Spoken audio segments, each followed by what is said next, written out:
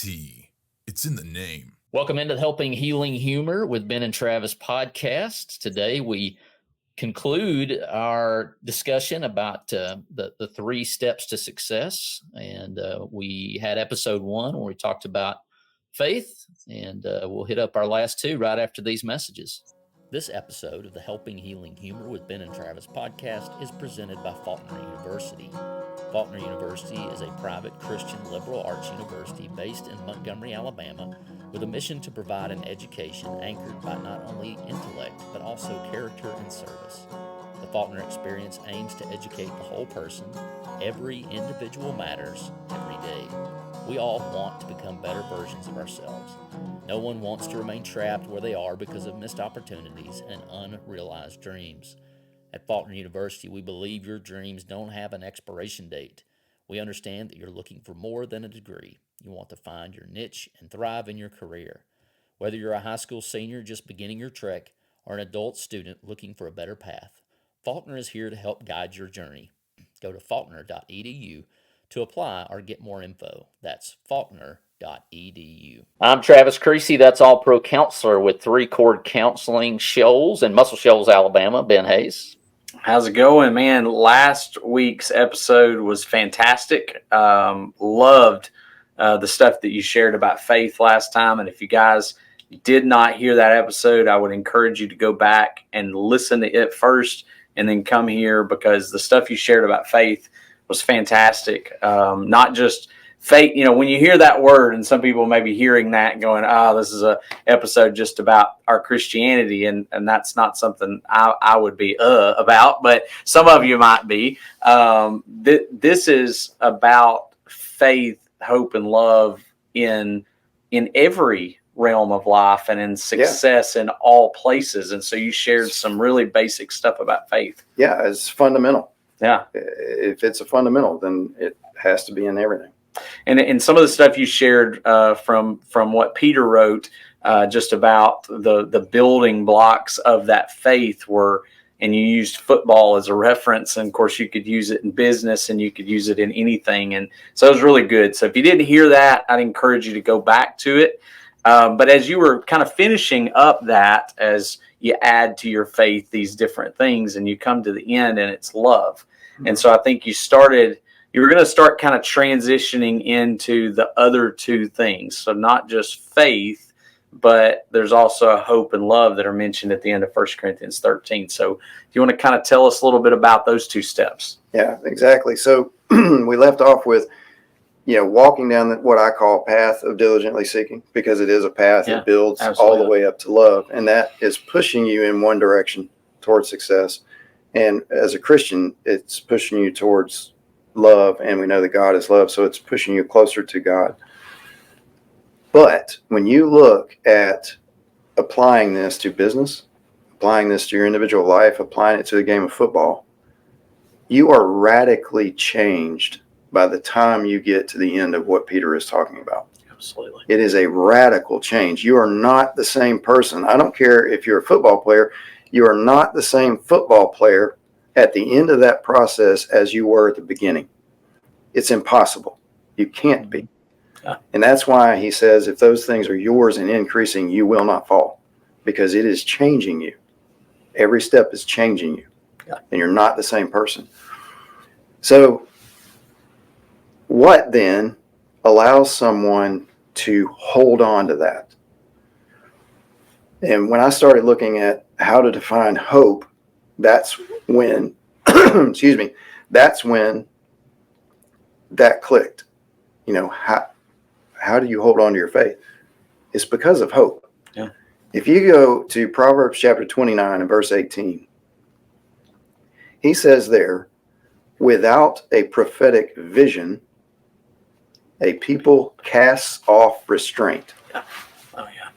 But those who are, they cast off restraint, but the ones who are blessed are the ones who keep the commandments of God. Now, that's Old Testament, so he's probably alluding to the Mosaical law. But if these things, again, are fundamental, and Paul is plainly stating that they are, because it's showing up in his letter in the New Testament after Christ has died and been raised, then he's not talking about Mosaic law in the New Testament. Yeah. So, we've got to understand what this keeping the commandments really means. But that first phrase, without prophetic vision, a people cast off restraint. What is a prophetic vision? For the whole, Travis, go ahead. I'll let you answer that one. I think it's an H. That's really what this podcast. We got helping, healing, humor, but I would say that's hope. You hope what God has told you. Exactly. If you don't have hope in it, that's you're talking about in the other episode that your wife is entering the radiation process, and that looks a lot different if you don't have hope. Yeah, exactly. So he's pointing out hope, even though it's not written quote unquote HOPE. Yeah. He's pointing out hope is a prophetic vision. Well, what's a prophet? A prophet is somebody who can foresee what's going to happen based on the word of God, or it's someone who presents the word of God. Well, the word of God is truth. Yeah. So it is a vision based in truth. And this is when you get into the business world, what's the first thing that the business folks like to sit down and write? Well, two things, actually. Yeah. A vision statement and a mission statement. Yeah. So you're seeing it in the business world, just like you're seeing it in the religious world. The hope is there. So if without hope, a people cast off restraint, what do you think that restraint is? It sounds like not doing what they're supposed to be doing. They've kind of given up on doing the right things. Some of the diligence, right? So right. They've passed that off. Yeah. Diligence. That sounds familiar to what we're talking about. Yeah. Diligently seeking, right? Yeah. One of those elements in diligently seeking was self-control. Without hope, people cast off faith. So if you want to keep and maintain faith, hope is absolutely fundamental. Yeah. You cannot live without it. Well, we probably all are old enough to have had a job where maybe what our responsibilities were not outlined very clearly. Those of us that have done church work, there are plenty of churches that you go to, they expect you to preach or they expect you to do certain events, but it's really vague. And then they come to you and go, well, you're not meeting the expectations we had. Well, I never saw a list of expectations. I didn't have a mission statement or a vision of what this job is supposed to look like. And it's really easy to fail. It's really easy to not hit the mark if you don't know what the expectation is or the prophetic vision in the Old Testament there. Exactly. So today, our suicide rate is just unbelievable. It's off the charts. And the main reason is people lose their faith because they cannot see going on another day. They have lost that vision. I mentioned, and we talk about with that hopelessness. A lot of times when we talk about it in the counseling world, that's one of the things that the two words, hopelessness and helplessness, and specifically hopeless. When people become hopeless, they tend to give in to suicidal ideation because, I don't have anything that's holding me here. So. Yeah. I'll give you a personal example. I mentioned in the first podcast that in high school, I wanted to be a pilot. That's what I wanted. But when my vision left, I couldn't pursue it because you're not going to be able to get into the seat of the cockpit of a fighter jet if your vision is not 100%. Yeah. So at that point, I lost hope. I could never see that happening again.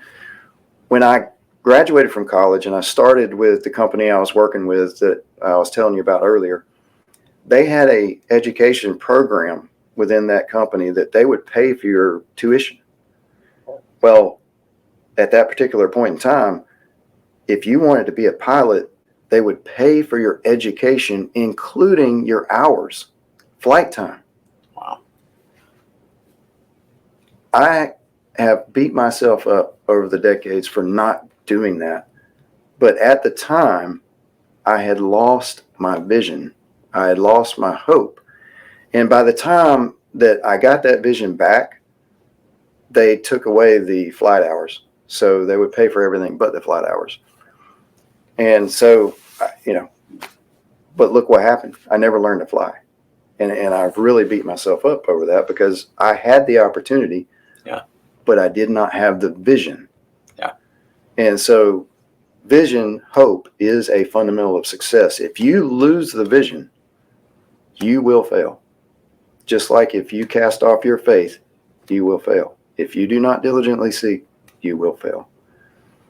So that leads us into the last fundamental, which is love.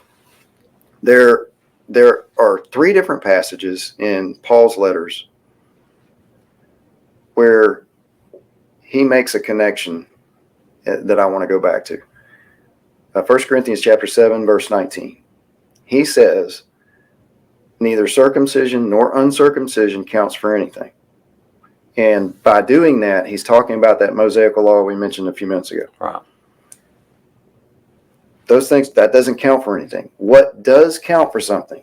In that passage, he says, keeping the commandments of God is what counts. Now, we know he's not talking about the Mosaic law. So the only thing that's left is what Christ talked about, which is the 2 commands that were there all along, that were consistent. Love God with everything you have, love your neighbor as yourself. And then he gives the disciples a new commandment, and he tells them, love each other as I have loved you. But the fact of the matter is, I can't love my brethren the way Christ has loved me if I don't understand those 2 laws that summed up the entire Mosaic law, right? Mm-hmm. So that's what he's talking about. Then when you go over to Galatians chapter 5 and verse 6, he uses the exact same language. He says, neither circumcision nor uncircumcision counts for anything. But in that passage, instead of saying keeping the commandments of God, he says faith working through love. Yeah. All right. Now, here's where it really gets fun. In Galatians chapter 6, verse 15, he does it again. He says, neither uncircumcision or circumcision counts for anything. But what does count? A new creation. So now, faith working through love, keeping the commandments of God, is equated to a new creation. And this is where that path of diligently seeking was taking us the whole time. A radically different way of life. And that's why in 1 Corinthians chapter 13, Paul says, I will show you a more excellent way. And he's talking about the way of love. And so you can go into 1 Corinthians chapter 13, and you can see how he describes how you're going to recognize this way of life. But the fact of the matter is, love is a way of life. And the only way that you can get there is through faith and hope. And just as an example, one of the characteristics he says in there is love does not seek its own, right? Does not seek its own way. I like the way that some translations say it that way. You guys, do you remember a popular restaurant slogan that sounds familiar? Have it your way. Have it your way. Yeah. Burger King. Yeah. Okay. If you go through there and you look at those things, you will start recognizing different slogans throughout many businesses where they're appealing to love. One of the books I read was How to Win Friends and Influence People by Carnegie, right? A lot of people, very old book, but a lot of people still read it today. If you read his book, you can go through chapter 13 in 1 Corinthians, and you can see where he is, it's almost parallel with what he's saying on how to treat people, how to appeal to people. He's saying, essentially, do it out of love. Yeah. Okay. So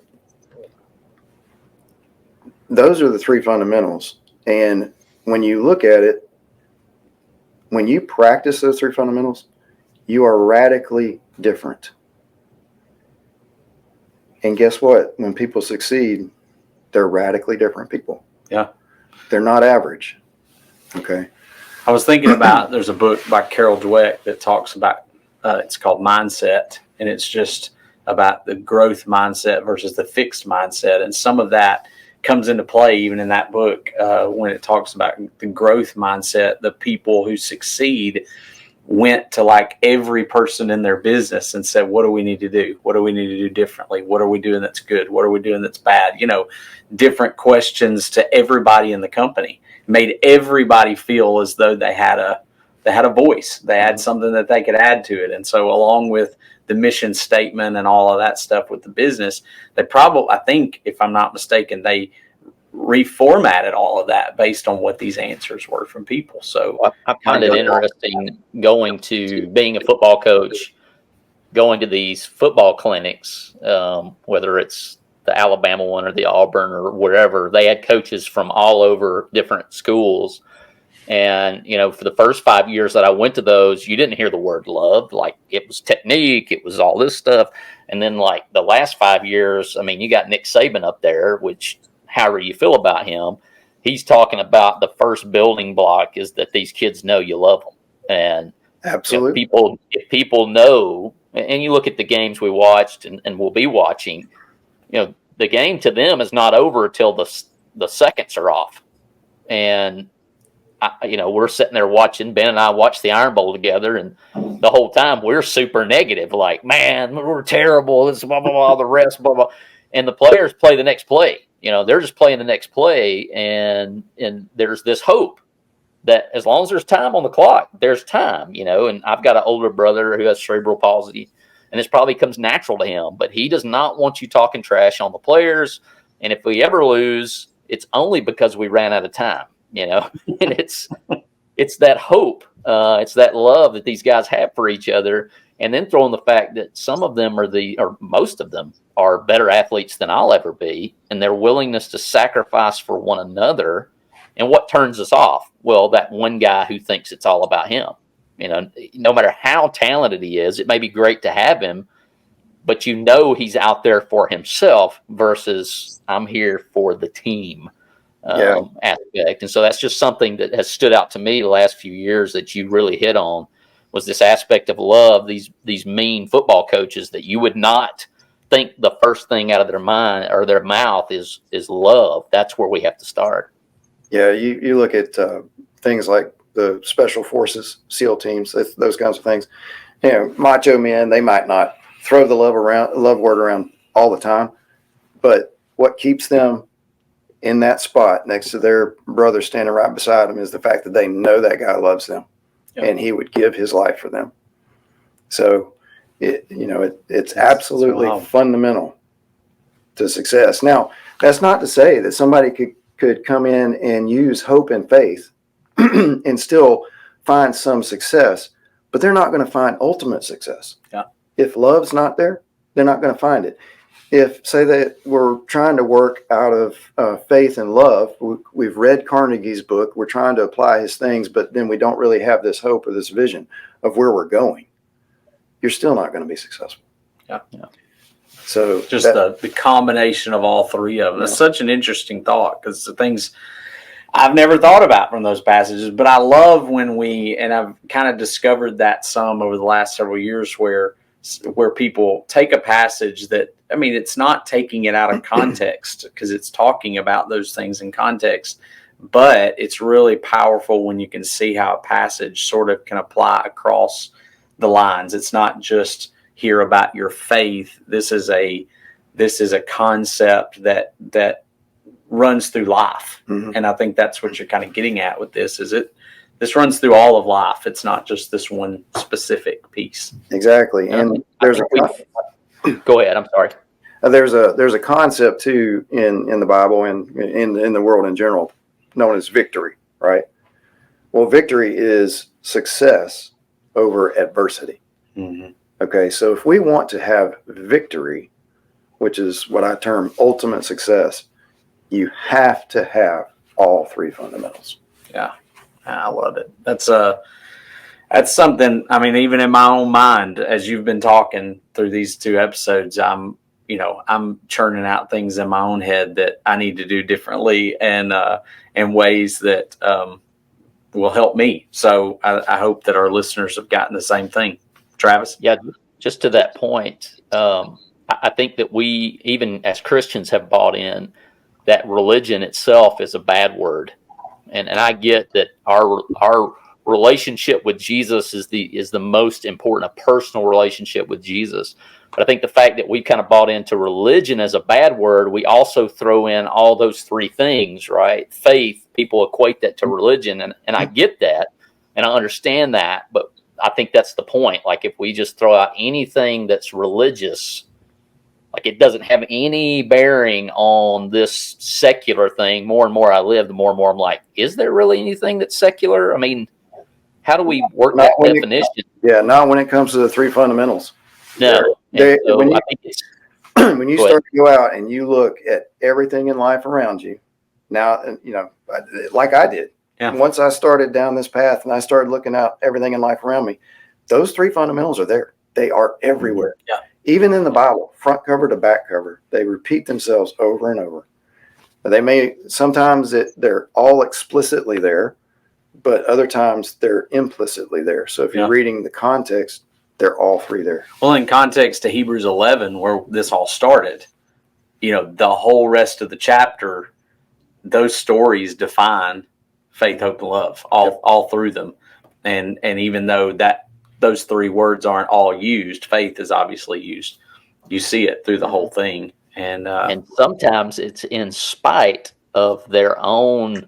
And most of the time, you look at some of these guys, and we call them the heroes of the faith, and rightfully so. I'm not saying we shouldn't call them that, but they're not perfect. They make mistakes, and they make decisions that we scratch our head and go, what is he doing? What are they doing? But because they remain on that faith, hope, and love, and maybe one at the time is stronger than the other, and in different places, but as long as they have those three things, even when they show up and people are trying to take advantage of them. I mean, you look at the Jacob and Laban and all that, and it's messy. But even the people who are trying to take advantage of this person, whether it's Abraham, Isaac, Jacob, and so forth, so on, the people who are committed to the faith, hope, and love usually come out on the end, if not all the time, on the sunny side. It doesn't mean there weren't struggles and they didn't die or there wasn't sickness or any of that stuff, but it was just they came out differently. Yeah, and I'm glad you put it that way, because I try to remind people when we're going through this, there is nothing in these three fundamentals that demands perfection. Nothing. Yeah. In fact, in 2 Peter chapter 1, those verses above where he lays out diligently seeking what it looks like, he says, for this reason. Well, that reason is because God has provided everything you need for life. That's good stuff. Yeah. Well, and that word steadfastness carries with it the idea of we're pushing through difficulties, and some of that may be self-made difficulties, and some of that may be other things outside of us. But as I was thinking through Hebrews 11, you get to Hebrews 12:1. Seeing that you're surrounded by such a great cloud of witnesses, let us lay aside the hindrances, the things, the stumbling blocks, the prophetic, when you were talking about the verse in the Old Testament where he says, what are we laying aside or casting off, whatever that was. I'm forgetting the verse. Yeah, I think one word was weights, but in Hebrews 12, but he says we're throwing off those things and looking to Jesus. There's the hope part of it, and so, man, it all just ties together. That's good stuff. The mission of Heritage Christian University is simple. They aim to advance the churches of Christ by equipping servants through undergraduate and graduate programs. HCU produces effective communicators of the gospel, focusing on evangelism and a commitment to Scripture. Heritage Christian University offers 5 degrees: Associate of Arts in Biblical Studies, Bachelor of Arts in Biblical Studies, Master of Arts, Master of Ministry, and Master of Divinity. HCU is accredited by the Association for Biblical Higher Education and is an associate member of the Association of Theological Schools. Since 1968, Heritage Christian University has offered affordable degrees in biblical studies, allowing graduates to thrive in their ministries without the burden of loan debt. In fact, most graduates finish at HCU without owing anything for their education. For the spring 2024 semester, HCU is offering full tuition scholarships for the graduate level students. For more information about the scholarships they offer, visit www.hcu.edu. hcu.edu. HCU invites you to the 2024 Heritage event at the Marriott Shoals Conference Center. Join them on Saturday, August 24th for an incredible night of music from the legendary Ricky Skaggs and Kentucky Thunder. General admission tickets and table sponsorships are available for purchase. Visit hcu.edu to purchase your tickets today. If you think HCU is the perfect university for you, visit hcu.edu to schedule a tour or apply today. Heritage Christian University helps you thrive in your ministry. I'm going to jump in here on one more fun question before we wrap up our time together. You can give us the 1 to 3 people that you'd like to have a meal with, not named Jesus from the Bible. We won't let you get the easy one there. Okay. If I were going to have a meal, it'd be the Apostle John, probably. It's a good choice. Yeah. John's Great a choice. solid guy. Favorite gospel out of those? I don't like. Are you allowed to have a favorite gospel? If you are, John's my favorite. It's my favorite. I guess I would prefer to have them all in parallel so that I can really get the whole story. But he speaks to me in ways that sometimes the others don't. Yeah, so it's good stuff. That's awesome. Well, Jason, I sure do appreciate you taking time to join us. This has been great. I'm always reading books like that and trying to get better in life. Of course, there's no better place to start than with the Bible. Yeah, I appreciate you guys having me. It's solid information. I think everybody's going to be blessed with. So if you listen to the episode, share it with some folks, and the episodes, I should say, share it with some folks out there and let them know, because I think everybody will be blessed by it. This episode of Helping Healing Humor podcast with Ben and Travis is brought to you by Daisy's Place. In 2003, little Daisy was fighting for her life.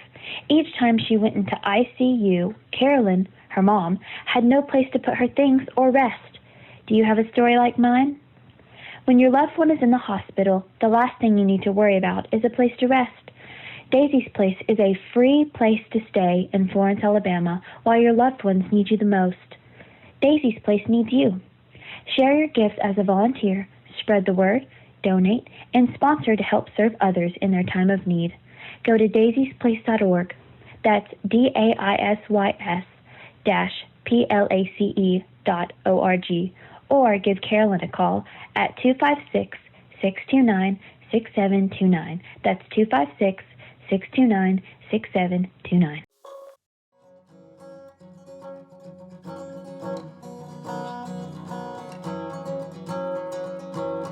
Thanks for being with us for this episode of the Helping Healing Humor podcast.